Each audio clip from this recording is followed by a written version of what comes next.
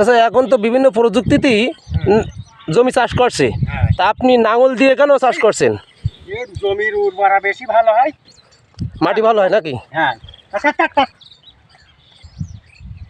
আগে নাঙলের চাষ ছিল, ফসল পাতিগুলো। চাচা আপনি এখানে কি বুনিছেন এখন? এখন এই মুলু বুনতে হবে, পালং শাক বুনতে হবে। বুনিছেন না সার দিছেন? এই চাষ পিটিতে ও, বলবো লাল শাক বুনতে হবে। এই যে মূলো পালন বনবেন, এতে লাভ কেমন? লাভ ভালো হয়, পয়সা হয়, মেলা টাকা হয়।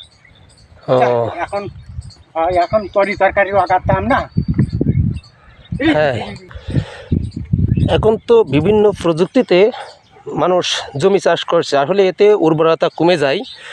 সেই কারণে এই চাচা নাঙল দিয়ে, অর্থাৎ গরু এবং নাঙল দিয়ে জমি চাষ করছে, যাতে মাটিটা উর্বর বাড়ে এবং ফসলের ফলানোর ক্ষমতাটা অনেক বাড়িয়ে দেয়।